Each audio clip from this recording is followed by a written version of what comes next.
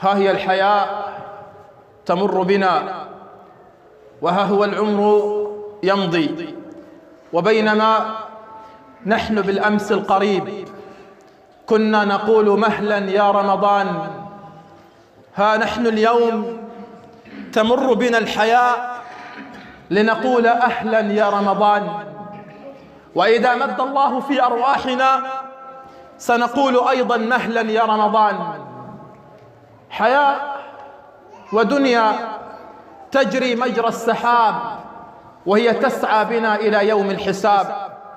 أيها الكرام، إذا كان تجار الحياة تجار الدنيا يجهزون لرمضان قبل بشهر وقبل بشهرين، يجهزون من التجارة ومن البضاعة ما يجهزون، أما آن لأهل الذنوب والمعاصي الذين يريدون أن يتاجروا مع الله، الذين يريدون التجارة الرابحة مع الله في رمضان، أن يجهزوا لرمضان.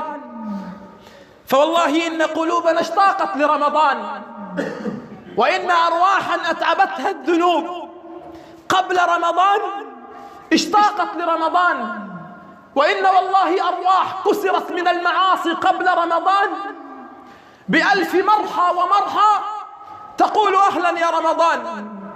إي والله، ونحن تمر بنا الأزمات وتتكالب علينا الفتن والذنوب والمعاصي تشرق وتغرب بنا، نقول والله ما أحوجنا إلى رمضان، وكم ندعو الله أن يبلغنا رمضان، فهو والله راحة المتعبين. إن رمضان راحة المتعبين، وكم تعبنا والله قبل رمضان، وكم أتعبتنا الحياة، وكم أتعبتنا الهموم، وكم أتعبتنا الغموم. فتعال يا رمضان وتقدم يا رمضان لتكون راحة لنا، لتكون خلوة لنا مع الله، لتكون سكينة لنا مع الله. وأقول أيها الكرام، والله من علم أن رمضان هو فرصة لأن نصطلح مع الله اشتاق إلى رمضان.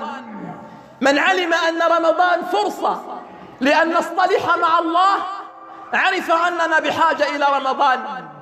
ولهذا أيها الكرام، إلى أهل الذنوب أهل المعاصي، والله جاء شهر الخيرات، وكلنا أهل ذنوب وكلنا أهل معاصي. فمن صام رمضان إيمانا واحتسابا غفر له ما تقدم من ذنبه. نريد أن نستقبل رمضان بقلب عمر الذي جاءه رجل من أذربيجان يريد مقابلة عمر أمير المؤمنين، فوصل في الليل فظن أن عمر أمير المؤمنين في هذا الوقت نائم، فقال أذهب إلى المسجد النبوي وأجلس فيه وأنتظر حتى يأتي الصباح فأقابل عمر. فذهب إلى المسجد النبوي وجلس فيه، وإذا به يسمع رجل ينادي ويصرخ بأعلى صوته، ينادي في ظلام الليل في المسجد النبوي، يقول يا رب هل قبلت توبتي فأهنئ نفسي أم رددتها فأعزيها؟ يا ربي هل قبلت توبتي فأهنئ نفسي أم رددتها فأعزيها؟ فلما انتهى قال له الرجل من أنت؟ قال أنا عمر. قال يا الله، أنت عمر؟ أنت عمر؟ قال نعم عمر. قال يا عمر أفلا تنام الليل؟ أنت تتعب في النهار أفلا تنام الليل؟ قال يا رجل أنا إن نمت ليلي كله أضعت حقي أمام الله، أنا إن نمت ليلي كله أضعت حقي أمام الله، وإن نمت نهاري كله أضعت نفسي أمام رعيتي. ما أروع أن نستقبل رمضان بقلب المشتاق، بقلب الملهوف، بقلب الذي يريد ما عند الله، شعاره أن رمضان هذا لن يسبقني إلى الله أحد. إذا الناس تبكي إذا سبقها الناس إلى الدنيا أو إلى سيارة أو إلى عمارة، لا، أعظم البكاء أن تبكي إن سبقك جارك إلى الله، لأن سباق السيارات والعمارات والدنيا والمال سيفنى، ولن يبقى والله إلا السباق إلى الله.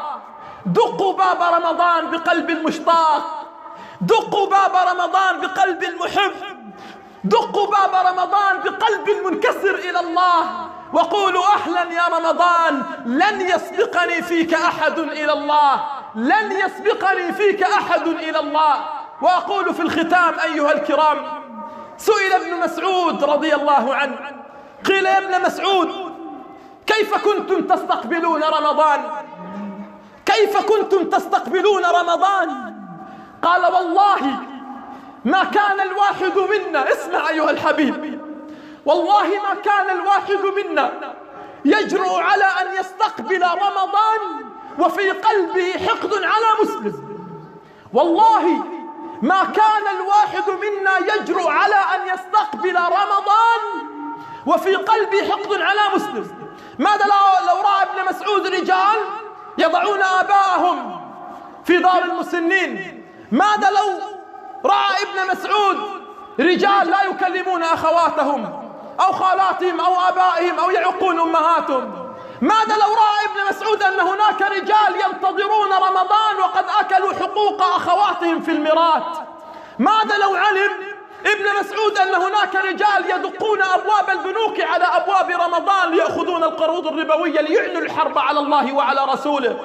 ماذا لو علم ابن مسعود أن هناك من الناس من يستقبل رمضان وهو يأكل حق الأيتام وهو يأكل حق الصغار؟ ماذا لو رآنا ابن مسعود ورأى دنيانا ورأى حياتنا كيف نستقبل رمضان؟ مصيبة والله، مصيبة أن يأتي رمضان إلينا أبيضا ناصعا ونستقبل رمضان بقلوب سوداء.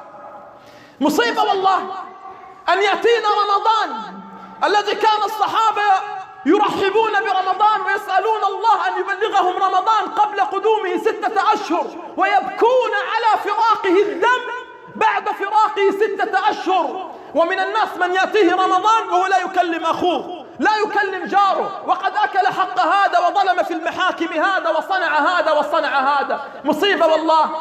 لو عبدنا الله ليل نهار وصمنا رمضان كله وحججنا بيت الله الحرام وفي رقاب العباد علينا حقوق، اعلموا أن الله سبحانه وتعالى لن يبلغ تلك العبادة إلى السماء السابعة. نسأل الله سبحانه وتعالى أن يسلمنا إلى رمضان